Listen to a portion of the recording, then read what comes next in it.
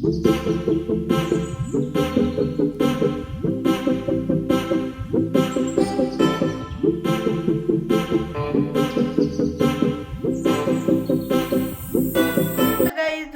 Back to my channel Arushi Saha লাইফস্টাইলে। আশা করছি তোমরা সকলেই খুব ভালো আছো, আমিও খুব ভালো আছি।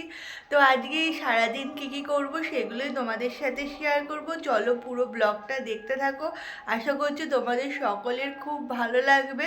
চলো আজকের ভিডিওটা এখান থেকে স্টার্ট করি। তো আজকে সকালবেলায় স্নান টান করে চলে এসেছি ঠাকুর ঘরে।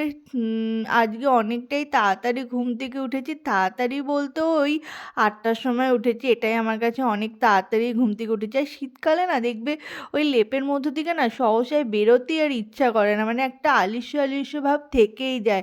তাও মানে হচ্ছে কোনো রকমভাবে উঠেছি। আমি যে না তাড়াতাড়ি করে না উঠলে অনেকটাই দেরি হয়ে যাবে।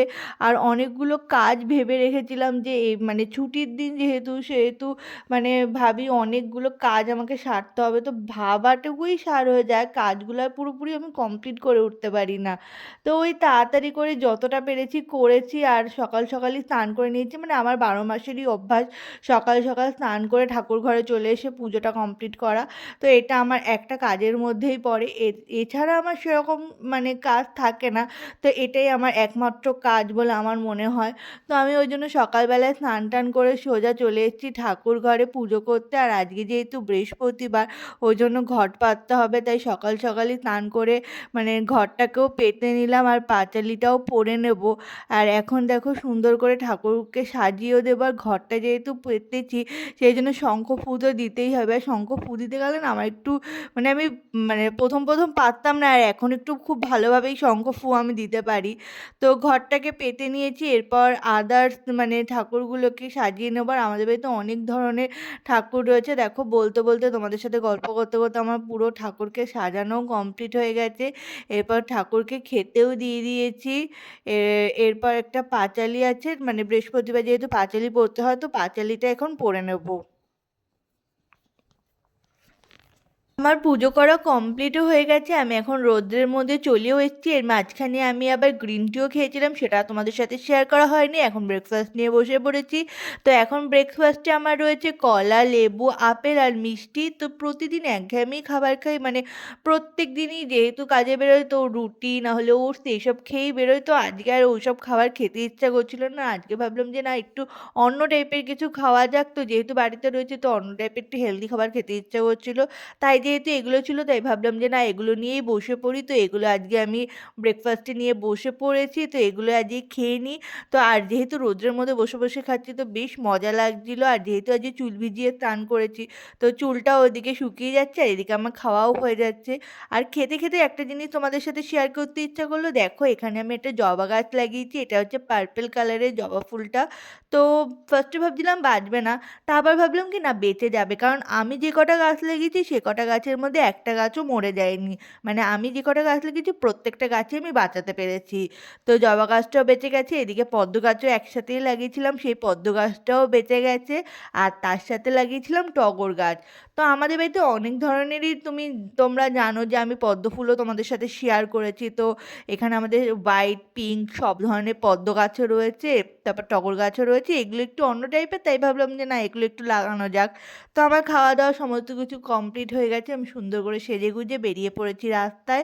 তো একটা জায়গায় যাচ্ছি, তো আমার কিছু কাজ আছে, যেহেতু বলেছি ছুটির দিন তো আমার কাজ তো থাকবেই। তো যেহেতু কাজ রয়েছে তো কাজে বেরিয়ে পড়েছি। আর আমার সাথে আমার বাবাও রয়েছে। আর যেহেতু যে রাস্তা দিয়ে যাচ্ছিলাম সেই রাস্তার মধ্যে শ্রীগুরুর একটা মানে শ্রীগুরুর একটা উৎসব হচ্ছিল। তো ওখানে ওই দূরে সবাই বসে খাচ্ছিল, খাওয়া দাওয়া করছিল, যেহেতু দুপুরবেলায় আমরা যাচ্ছিলাম। তো সেই জন্য ওখানে বসে খাওয়া দাওয়া করছিল। আমাদের হাতে সেরকম একটা টাইম ছিল না বলে আমরা আর ওখানে দাঁড়াইনি। তারপর টোটো গাড়ি করে আমরা চলে এসেছি আমার মানে যেখানে কাজ সেখানে। এটা হচ্ছে কল্যাণগড় মোড়। তো তো এখানেই আমার কাজ ছিল, তো আমার কাজ সারাও হয়ে গেছে। তো এখন হেঁটে, হেঁটে যাচ্ছি বাড়ির দিকে। আর এই যে রাস্তাটা দেখতে পাচ্ছ, এখানে সামনে একটা হনুমানজির মন্দির পড়ছে। সেই মন্দিরটা আগে ছোট্ট একটা কুঁড়েঘর টাইপের ছিল, মানে ছোট্ট একটা ইট দিয়ে মন্দির ছিল। আর সেই মন্দিরটা আজ দেখো কত বড় হয়ে গেছে, কত সুন্দর হয়ে গেছে, সেটাই যেতে যেতে ভাবছিলাম।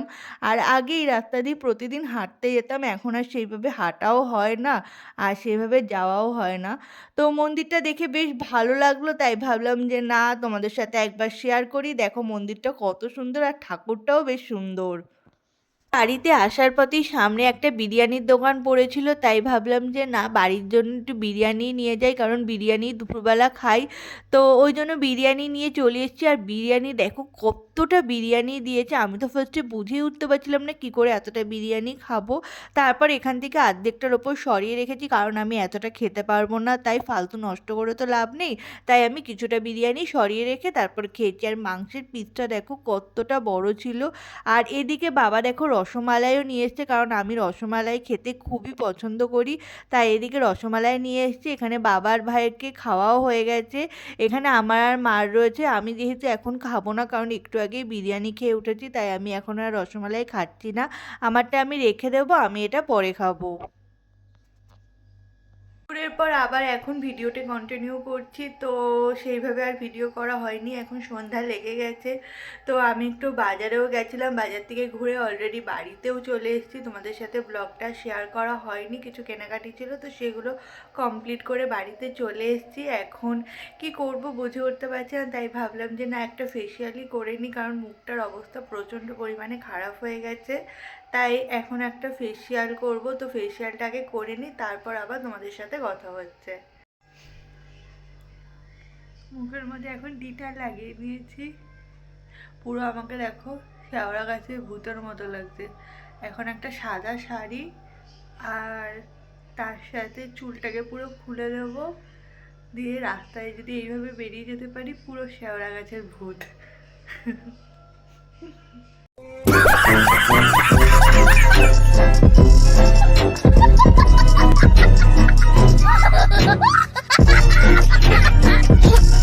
মুখ একদম পরিষ্কার হয়ে গেছে। আর ফেসিয়ালের রেজাল্টও আমি ভালোভাবেই বুঝতে পারছি, পুরো মুখ একদম ক্লিন হয়ে গেছে। তো অনেক দিন ধরেই ভাবছিলাম ফেসিয়াল করব করব, কিন্তু সেইভাবে আর করে ওঠা হচ্ছিল না, মানে টাইম পাচ্ছিলাম না বেসিক্যালি। তো আজকে যেহেতু টাইম পেয়েছি, মানে ছুটির দিন, তো আজকে যেহেতু টাইমটা পেয়েছি, তো এই টাইমটা নষ্ট করিনি, তাই ঝট করে বসে পড়েছি মুখটাকে ক্লিন করার জন্য। আর মুখটা ভালোভাবে ক্লিনও হয়ে গেছে। তো অনেকটাই রাত হয়ে গেছে মুখ ক্লিন করতে করতে। এখন ডিনার করে নেবো, কারণ খিদাও পেয়ে গেছে। তো ডিনারটা এখন সেরে নেবো। তো চলো কী কী ডিনার করছি, তো সেগুলো তোমাদের সাথে শেয়ার করি। এর বেলা ডিনারে ছিল হচ্ছে এখানে নান আর চানা মশলা, আর তার সাথে কাঁচা পেঁয়াজ। তো এই চানা মশলার ভিডিওটা আমি তোমাদের সাথে শর্টসে শেয়ার করব, তো তোমরা সেখান থেকে দেখে নিও। জাস্ট অসাধারণ হচ্ছে, অসাধারণ। তোমরা এইভাবে বাড়িতে একবার ট্রাই করে খেয়ে দেখতে পারো, তোমাদের সকলের খুব ভালো লাগবে খেতে, এটাই আমি আশা করছি। আর তারপর ছিল এখানে আইসক্রিম। ও ঠান্ডার মধ্যে আইসক্রিম খেতে জাস্ট ফাটাফাটি লাগে।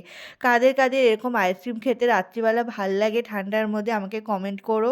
তো আমি দেখে নেব। আর ভিডিওটা এখানেই শেষ করে দিচ্ছি। ভিডিও ভালো লাগলে like, comment, share and subscribe করে দিও।